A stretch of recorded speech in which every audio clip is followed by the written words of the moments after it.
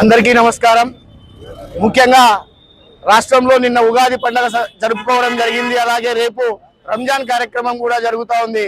అలాగే మా నారా లోకేష్ బాబు గారు యువ నాయకుడు విద్యార్థులు, యువకులు, నిరుద్యోగుల్లో ఒక పండుగ వాతావరణం తెచ్చాడు. అది ఏమంటే 10,060 పోస్టులు ఈ రాష్ట్ర యువతకు, నిరుద్యోగులకు ఇవ్వడం జరిగింది.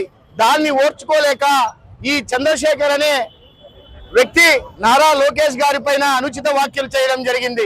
ఆయనకు ఒకటే చెప్తున్నాం, చంద్రశేఖర్ గారు నువ్వు చదువుకున్నావో లేదో తెలియదు కానీ నారా లోకేష్ బాబు గారు అమెరికాలో స్టాన్ఫోర్డ్ యూనివర్సిటీలో ఆయన పట్టా పొందారు.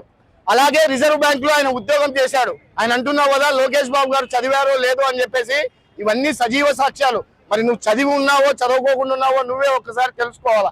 ఈ రోజు రాష్ట్రంలో నిరుద్యోగుల్లో సంతోషదగ్గ విషయం ఉంటే మీ వైఎస్ఆర్సీపీ ప్రభుత్వం దానిపై విషం చిమ్మడం జరిగింది. ఎంతవరకు సమంజసము అని చెప్పేసి తెలియజేస్తున్నాం.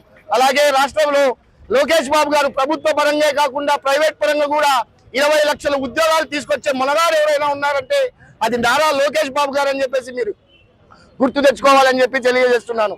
ఈ రోజు కేవలం నువ్వు మాట్లాడిన మాటలకు టవర్ క్లాక్ సెంటర్ లో నీ దిష్టి బొమ్మ దహనం చేయడం జరిగింది.